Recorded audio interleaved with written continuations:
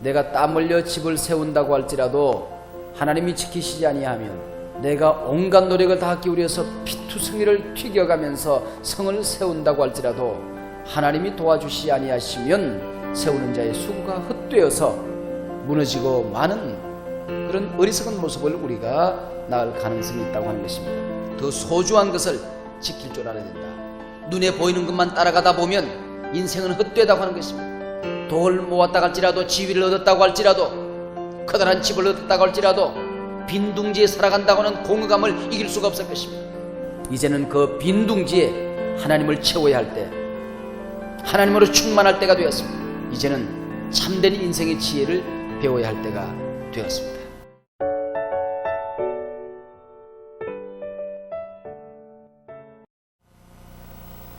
남편도 자식도 다 내 곁을 떠나고 난 다음에 내 영혼도, 내 가정도, 내 삶의 주변도 빈둥지만 남았다고 느껴지는 그 순간, 바로 이런 빈둥지 정후군이라고 하는 무서운 질병을 앓게 된다고 하는 것입니다. 남편을 위해서, 자식을 위해서 내 인생 다 쓰고 나는 빈 껍데기만 남았구나 하는 허탈감입니다. 그러나 우리가 냉정하게 생각해 보면 인생은 어차피 빈둥지입니다.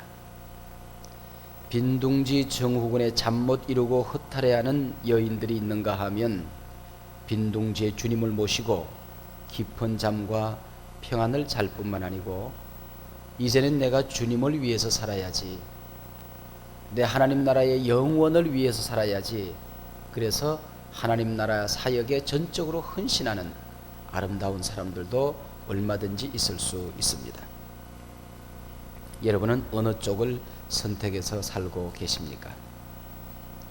오늘날 남자들도 자칫 일에 쫓기고 빈둥지만 남은 인생을 살아갈 가능성이 있습니다. 그러면 일 많은 이 세상에서 일하지 않고 살 수 있는 다른 길이 있을 수 있을 것인가? 일이라고 하는 것은 하나님이 우리에게 주신 저주가 아닙니다. 저는 하나님 나라에 가도 일이 있다고 생각합니다. 다만 일을 기쁘게 할 수 있을 것인가? 아니면은 일의 노예가 되어져서 일에 시달려 살 것인가만 남아있다, 저는 그렇게 생각합니다. 놀이로서의 일을 살아가는 사람도 있고 노예로서의 일을 살아가는 사람들도 있을 수가 있습니다. 우리가 작은 일 하면서도 교회 일을 하든지 또 직장에서 일을 하든지 노예처럼 살아가는 사람이 있고 놀이처럼 살아가는 사람이 있을 수 있다고 하는 것입니다. 노예처럼 살아가는 사람들은 남자들도 인생을 빈둥지처럼 세워갑니다. 그러나 인생을 놀이처럼 살아가는 사람은 빈둥지에 하나님을 모십니다. 하나님으로 가득 채워서 평안과 행복의 삶을 살아가는 사람들이 얼마든지 있을 수 있습니다. 우리 오늘 인생을 살아가는 지혜, 시편 127편의 말씀을 통해서 우리 소중한 지혜를 깨닫는 그런 아침이 되기를 원합니다. 1. 무조건 열심히 일하는 것이 능사가 아닙니다. 그랬습니다. 일만 요구하는 시대 속에 우리가 살아가는데, 우리 남자분들이 우리 한번 또박또박 우리 소중히 기억하면서 읽어보겠습니다. 무한 경쟁 시대가 시작. 휴식과 재충전을 위한 쉼터로 전락하게 될 것이고, 종교도 정신적 에너지를 얻기 위한 수단이 될 것입니다. 삶의 목적이 되고 회사가 내 인생의 주인이 되고 말 것입니다. 무한 경쟁 시대는 평안을 모르는 시대입니다. 오직 끝을 모르는 경쟁만이 존재합니다. 이것이 세상의 악한 구조입니다. 바쁘다는 핑계로 하나님을 멀리하는 사람은 스스로 이런 세상의 노예가 되는 것입니다. 네.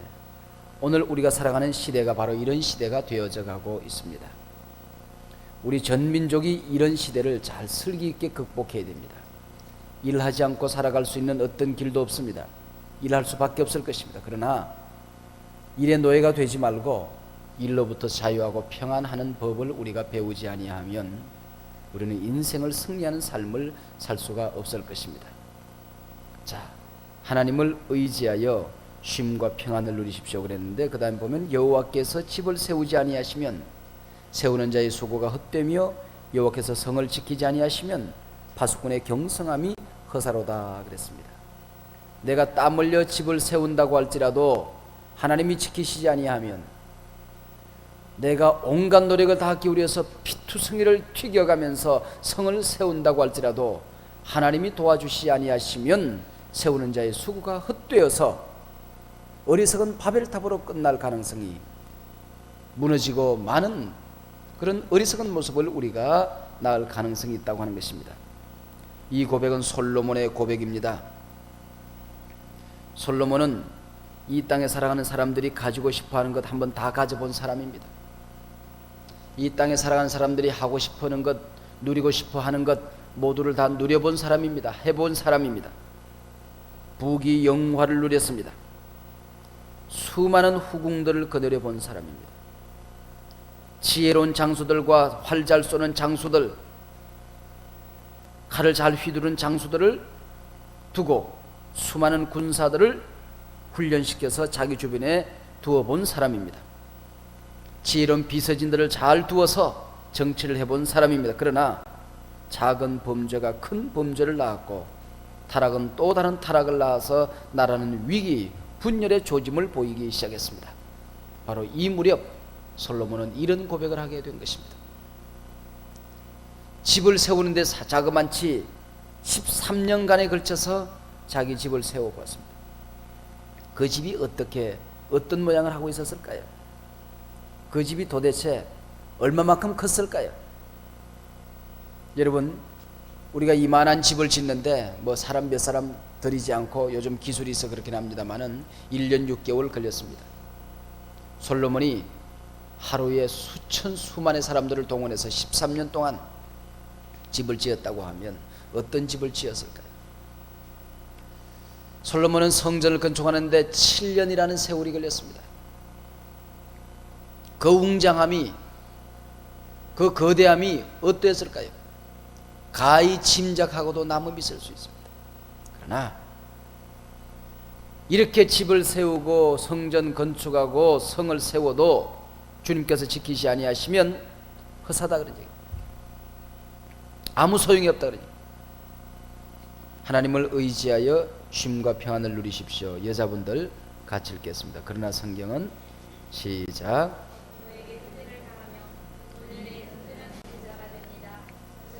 자식은 장사의 수종의 화살 같으니 이것이 그 전통에 가득한 자는 복되도다. 저희가 성문에서 그 원수와 말할 때 수치를 당치 아니하리로다. 아멘. 자식은 여호와의 주신 기업이다 그랬습니다. 이스라엘 백성들은 기업하면은 땅만 기업인 줄 알았습니다. 푸른 초장만 기업인 줄로 알았습니다. 그러나 하나님은 자식이, 가정이, 우리가 섬기는 교회 여기가 기업이라고 얘기하고 있습니다. 우리가 기업하면 직장이 먼저 생각이 나고 땅이 먼저 생각이 나면 안 된다 그 얘기입니다. 하나님께서 내게 맡겨주신 가정과 교회와 어린 자식들이 우리의 기업이다 그 얘기입니다. 자식이 화살 같다. 화살은 쏘는 대로 갑니다. 자식들을 여러분 어디를 향하여 지금 쏘고 있습니까? 하나님을 향해서 자식을 쏘아 올릴 줄 알아야 된다 그런 얘기입니다. 하나님 중심 사상을 우리 가정에 세워야 될 때가 되었습니다. 우리 자식들에게 무한 경쟁에서 이기는 법만 가르쳐서는 안 된다 그 얘기입니다. 하나님 중심 사상을 자식들에게 가르쳐야 할 때가 되었다는 지혜를 우리가 얻어야 합니다. 지금까지 우리의 부모들이, 어버이들이 자식을 세상으로 얼마만큼 많이 쏘았습니까? 학교를 얼마만큼 많이 쏘았습니까? 친구들을 쏘고 쓰러뜨리고 넘어뜨리고 네가 이겨야 된다고 얼마만큼 많이 가르쳤습니까? 거기에서 승리하고 남은 것이 무엇이 있습니까? 이제는 사랑하는 자식들을, 남편을, 내 영혼을, 나의 기도 제목을 하나님을 향하여 쏘아 올릴 때가 되었다 그런 얘기입니다. 하나님 중심 사상. 자식을 향한 여러분의 소원이 무엇입니까? 우리 가정을 향한 기도의 제목이 무엇입니까? 전도서는 헛되고 인생이 헛된데 가정에서 하나님 중심으로 모시고 일과 가정과 교회, 하나님을 잘 조화롭게 우리가 살아갈 때에 인생은 결코 헛되지 않다는 노래를 하고 있습니다. 장군의 전통에 화살이 없으면 전쟁은 끝난 겁니다. 실패하고 마는 것입니다. 장군의 전통에 화살이 가득하고 넘치면 이길 수 있는 것이죠. 여러분의 전통에 무엇이 가득합니까? 화살이 가득하고 있습니까? 더 소중한 것을 지킬 줄 알아야 된다. 눈에 보이는 것만 따라가다 보면 인생은 헛되다고 하는 것입니다.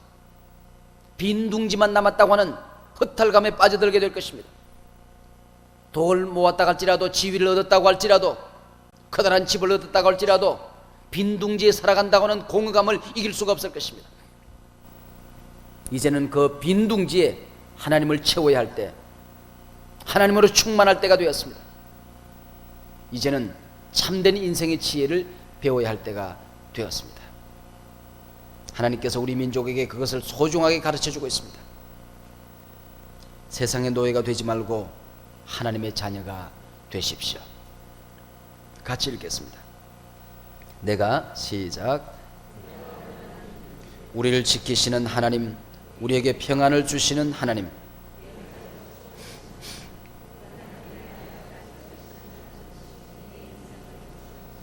아멘.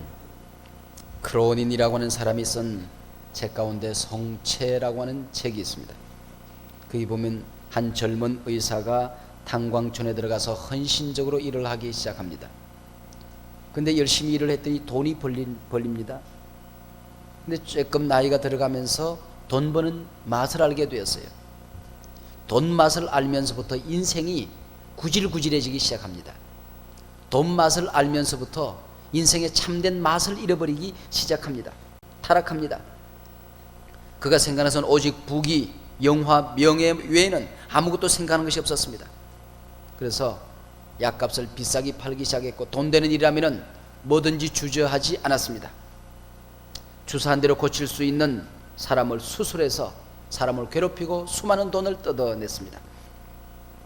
작은 수술로 끝낼 수 있는데 크게 찢고 뜯어서 돈을 많이 모으기 시작했습니다.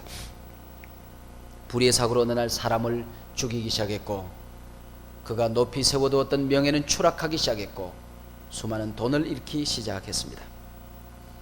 그야말로 자신의 인생은 빈둥지만 남았다는 공허감에 사로잡혀서 점점 타락의 길을 더 일삼고 있을 때에 아내는 남편에게 매달려 애원하기 시작합니다. 남편의 간절한 몸부림으로, 아내의 간절한 몸부림으로 남편이 돌아옵니다. 남편이 옛사람으로 순수하고 맑고 깨끗했던 그 영혼으로 돌아오는 그날 밤, 아내는 너무너무 기뻐서 돌아온 남편을 축하하기 위해서 저녁 만찬을 준비하러 시장으로 갑니다. 콧노래를 부르며 돌아오는 길에 불의의 사고로 아내는 목숨을 잃습니다. 아내를 땅에 묻고 너무나도 허탈하고 공허해서 교회를 찾아가 기도합니다. 그의 기도가 아버지 옆에 상달되어져서 그 인생을 돈을 향하여 쏘아 올렸을 때에, 자신의 인생을 세상을 향하여 쏘아 올렸을 때에 얼마나 인생이 허무한 것이며, 자신의 인생을 하나님을 향하여 쏘아 올렸을 때에 소중한 자기를 발견할 수 있었다고 하는 얘기, 새로운 자아, 새로운 인생을 건설할 수 있었다는 얘기로 성체라는 이 소설은 막을 내리게 됩니다. 기도합시다.